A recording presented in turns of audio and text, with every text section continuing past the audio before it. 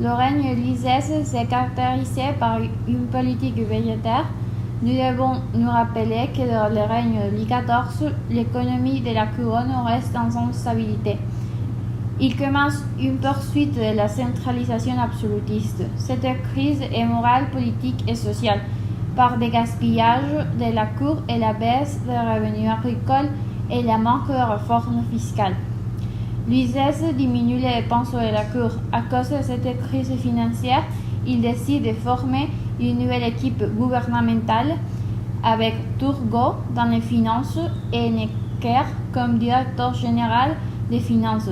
Le ministre Turgot entreprend une réforme pour des réductions d'impôts, une saine gestion des finances royales et en laissant la liberté de circulation aux produits de l'industrie et de l'agriculture.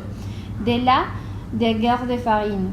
Cependant, ces efforts sont mal vus et ces idées réformatrices sont classifiées extrêmement dangereuses.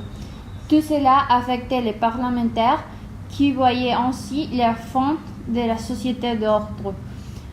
Un autre personnage que nous devons mentionner, c'est Necker, qui a été accusé d'avoir principes anglais et genevois qui affectent directement à la monarchie.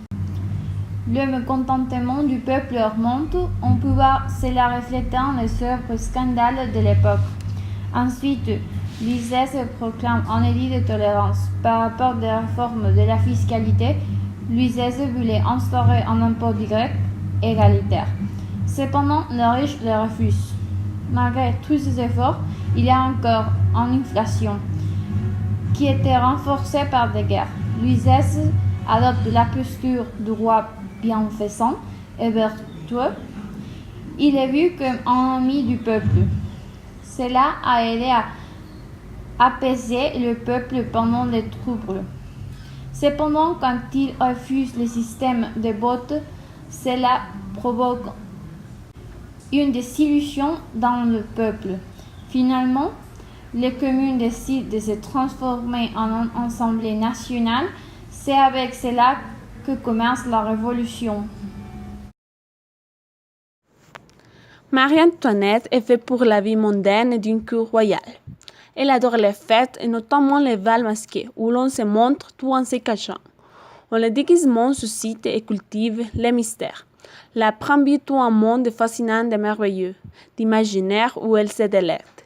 Marie-Antoinette voit la vie comme une récréation permanente, où la représentation publique et l'artiste du déguisement occupent une place de premier plan.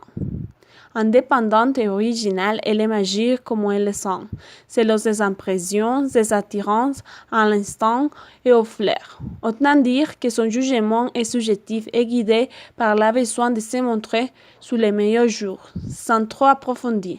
Rien d'étonnant à ce que son frère lui reproche, sa légèreté, et la surnomme de Taban. Mais ce comportement risque fort de la mettre en situation défavorable et dévalorisante, et d'attirer la vendite populaire.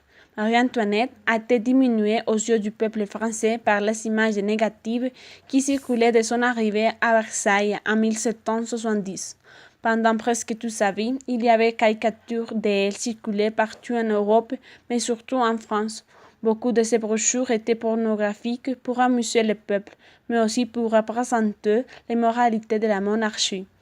D'autres brochures étaient plus politiques avec des références à l'Autriche ou à son mari, Louis XVI, faisant surtout allusion au lien entre son puissance et son capacité à prendre des décisions gouvernementales. Les brochures étaient un moyen d'attaquer la monarchie, l'Église, la cour et l'aristocratie par l'éveil d'un seul personnage symbolique, la reine. Celle-ci représentait la corruption de la monarchie avec ses liaisons amorales et était déjà la figure emblématique des dépenses extravagantes de la cour qui ont aggravé la pauvreté répandue en France. Les estampes et les caricatures étaient pleines de mensonges et d'exagérations. Elle a aussi influencé les arts décoratifs et la mode, inspirant de ce style qui reste encore influent aujourd'hui. La mode en France était un instrument politique et Marie-Antoinette a utilisé la splendeur qu'elle offrait comme un moyen d'élargir sa puissance à la cour et aux yeux du peuple. La captivité et la mort de Marie-Antoinette. Pendant la Révolution, le peuple vivait avec un grand mécontentement vers la monarchie. Après avoir vécu avec beaucoup de privilèges, la famille royale tombe dans une situation très critique dans laquelle elle devait s'enfuir du peuple et ils en étaient même humiliés. Marie-Antoinette et sa famille ont devenu des victimes d'un peuple très fâché et par cette raison, ils ont aussi vécu plusieurs difficultés et ils n'ont pas réussi à s'enfuir de la France. À partir de ce moment, le peuple français commencera des interrogatoires et finalement prendra la décision de tuer toute la famille royale. Marie-Antoinette a été interrogée et finalement condamnée à mourir. Elle a été conduite aux interrogatoires, aux prisons et à l'exécution comme une criminelle dans une charrette. Après avoir compris qu'elle allait à la guillotine, Marie-Antoinette, elle a décidé d'écrire à Madame Elisabeth, sœur de Louis XVI, une lettre très touchante qui est devenue son testament. Ce document a été écrit sous le titre de Testament de la Reine. Cependant, cette lettre est jamais reçue par Madame Elisabeth car la carte a été interceptée. Marie-Antoinette, dans sa lettre, lui dit à Madame Elisabeth qu'elle voulait même écrire à sa pauvre fille. Cependant, elle n'était pas sûre si même cette lettre allait être reçue par elle. Elle exprime son tristesse mais aussi ses derniers désirs avant de mourir. Dans sa lettre, Marie-Antoinette écrit: C'est à vous, ma sœur, que j'écris pour la dernière fois. Je viens d'être condamnée non pas à une mort honteuse, elle n'est l'est que pour les criminels, mais à aller rejoindre votre frère comme lui, innocente. J'espère montrer la même fermeté que lui dans ces derniers moments. Ma bonne et tendre sœur, puisse cette lettre vous arriver. Pensez toujours à moi. Je vous embrasse de tout mon corps, ainsi que ce pauvre et cher enfant. Mon Dieu, qu'il est déchirant de le quitter pour toujours. Adieu, adieu.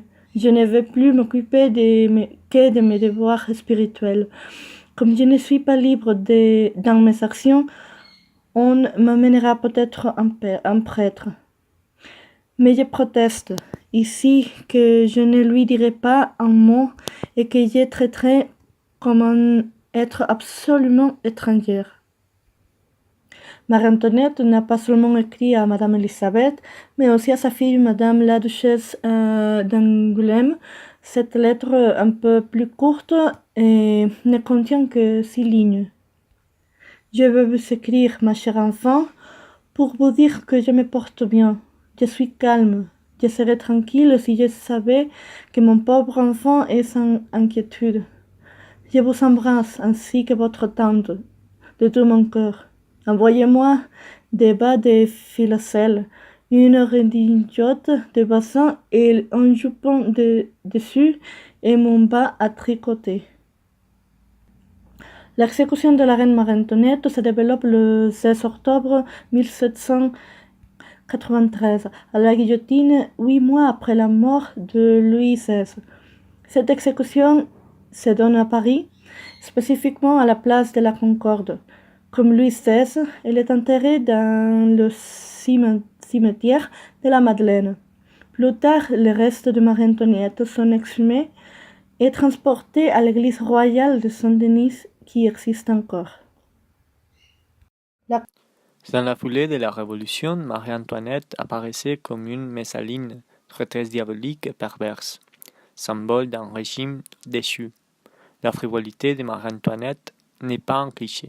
L'archiduchesse d'Autriche n'a aucune culture politique et philosophique quand elle débarque à la cour de France en 1770, à l'âge de 14 ans et demi. Ce jour-là, elle a provoqué beaucoup de polémiques. Ses contemporains au XVIIe siècle ne cessaient de dénoncer la reine comme une femme sans cerveil, volage et séductrice, les surnommant Madame de Fissy, les cadeaux empoisonnés que la cour de Vienne avait offerts au vieux roi Louis XV, en gage de fidélité au traité d'alliance signé entre les deux pays. D'un autre côté, après sa mort, les royalistes ont glorifié son image comme la martyre des souverains guillotinés afin de noircir les souvenirs de la Révolution et de préparer la restauration des Bourbons. La vérité, c'est que la dernière reine de France ne cesse d'interroger et de fasciner commentateurs et biographes. À la fin du XXe siècle, la figure de Marie-Antoinette a commencé à se transformer vers une vraie icône de la culture pop. Aujourd'hui, on peut trouver plusieurs séries, documentaires et films qui dessinent sa vie comme celle d'une héroïne tragique. Mais à quoi doit-on ce phénomène? Selon l'historienne Evelyne Levert, Marie-Antoinette va affirmer sa singularité sur un autre plan. Elle est la première reine à revendiquer le droit à une vie privée à l'abri des regards. En ce sens, elle est une princesse moderne. Au début, cet esprit d'indépendance, cette volonté d'être à la fois souveraine et femme vont le rendre populaire.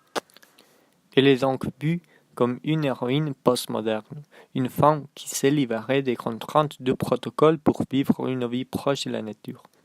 Marie-Antoinette avait été placée à la cour de Versailles par la volonté de sa mère, l'impératrice Marie-Thérèse d'Autriche, qui l'a tenue sous une étroite surveillance exercée par l'ambassadeur Mercy. La jeune dauphine est donc d'emblée perçue par les Français comme l'otage de l'alliance autrichienne. L'œil de Vienne à Versailles. Cette étiquette la poursuivra jusque durant le procès, au cours duquel elle ne cesse de se proclamer française. C'est indéniable aussi qu'elle a beaucoup souffert. Recevoir la tête de la princesse de Lamballe sur une pique à la fenêtre de sa cellule, l'adieu au roi, la séparation avec son fils, les simulacres de procès, la condamnation, la charité, les coupérets. Marie-Antoinette aimait la fête, fréquentait les bals à Marseille et à Paris, dansait jusqu'au matin. Elle soignait sa toilette, suivait les dernières modes. Elle a un goût raffiné et sûr. Elle aimait les bijoux, les décors et les jardins anglais. Pour préserver son intimité, elle s'est créée un univers privé dans son petit Trianon.